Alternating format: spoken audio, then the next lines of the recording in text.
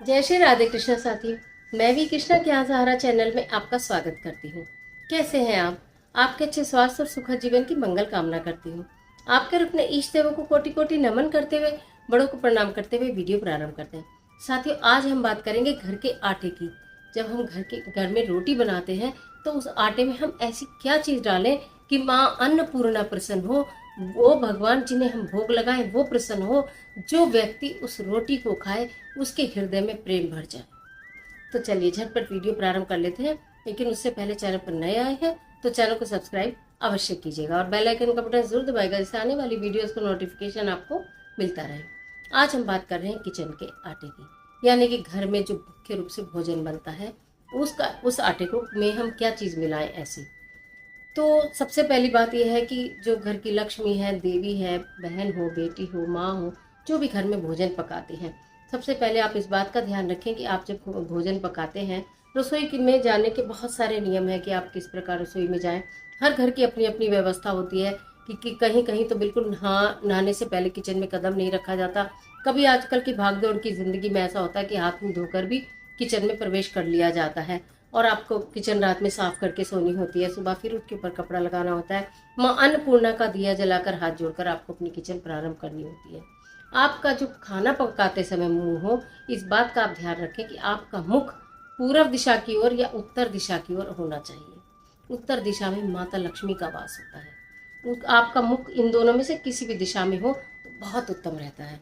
थोड़ा बहुत अगर आप इसी दिशा में है तो बहुत अच्छी बात है, नहीं तो थोड़ा बहुत फेर बदल अपने आप ही कर सके, अपनी गैस को इधर उधर थोड़ा रख के, तो आप उसको अवश्य करने का प्रयत्न कीजिएगा।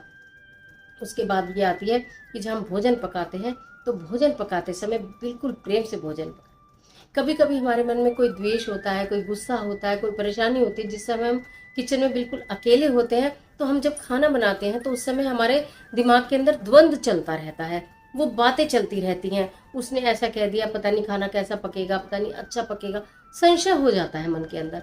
जब हम संशय लेकर किसी कार्य को करते हैं तो वो कार्य सफल नहीं होता।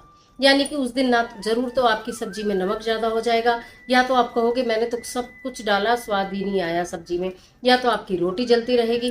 कोई ना कोई गड़बड़ आपसे जरूर होगी जो आपके दिमाग में मंथन होगा।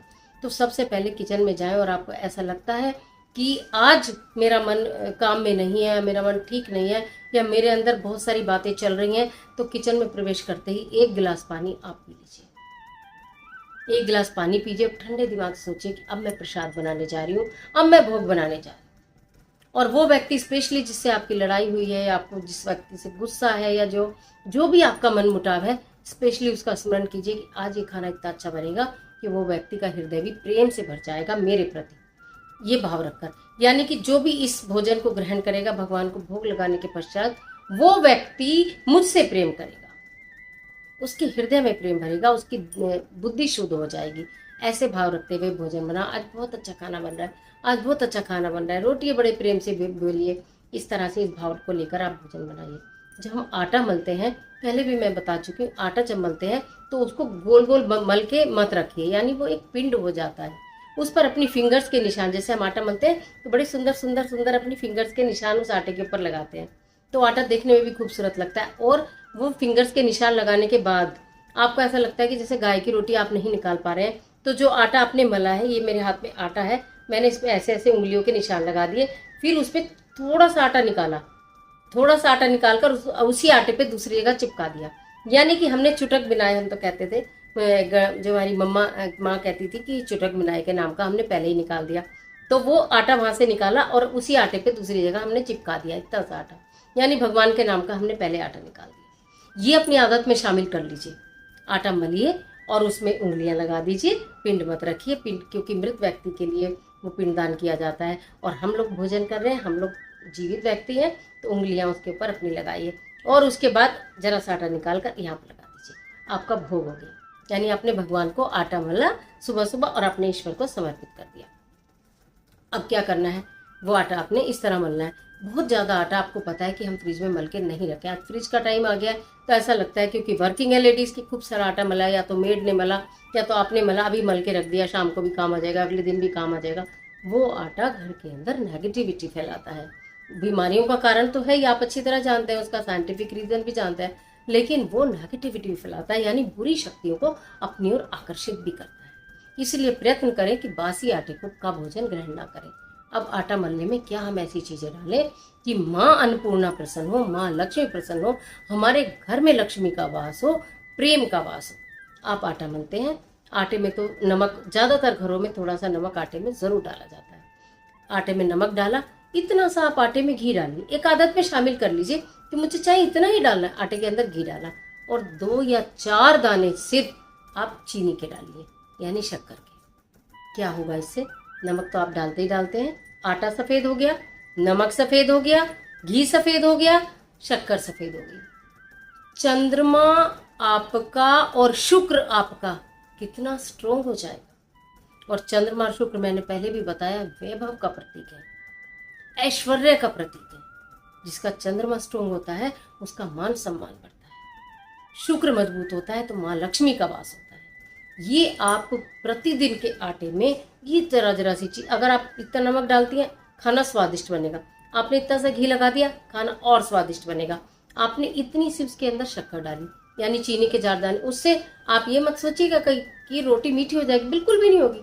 4 दाने शक्कर से कुछ भी फर्क नहीं पड़ेगा। अगर आप 4 भी रोटी का आटा मल रहे हैं उसमें भी कोई फर्क नहीं पड़ेगा टेस्ट में। करके देखिए।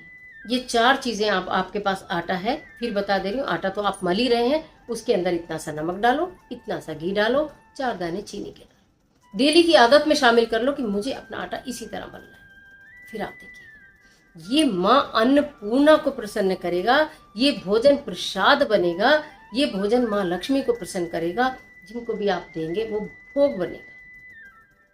तो माँ अन्नपूर्णा को प्रसन्न करने के लिए, लक्ष्मी का स्थायी वास करने के लिए घर की हर महिला को आटे के जो नियम है, जो मैंने बताया, किस प्रकार आपको आटा मलना चाहिए, भगवान जी का निकालना चाहिए, किस प्रकार आपको फ्रिज में ज्यादा समय के लिए आटा नहीं रखना चाहिए, और किस तरह आटे में वो चीजें डालकर आपको प्रतिदिन आटे को मलना चाहिए।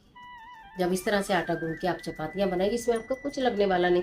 आप किचन में खड़े हो, आप आटा मली रहे हो। और अगर आपके यहाँ आप हेल्पर आटा मलती हैं, वैसे आटा मैंने पहले भी शायद आपको याद होगा बताया था, अपने हाथों से मलना चाहिए, अपने हाथों से गूंदो। लेकिन फिर भी भागती दौड़ती जिंदगी है भाई, हो सकता है कि आप बोलोगे मैडम आपने तो बोल दिया आटा हाथ से मलो, आटा हाथ से मलने का समय कहाँ है।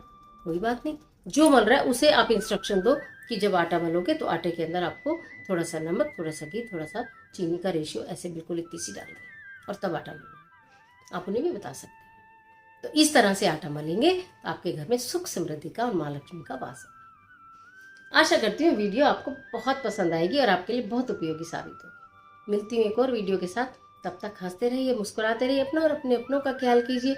वीडियो अच्छी लगे तो लाइक कीजिए, कमेंट सेक्शन में जय माँ अन्नपूर्णा, जय माता की लिखना बिल्कुल मत भूलिए। ईश्वर आपकी मदद करे।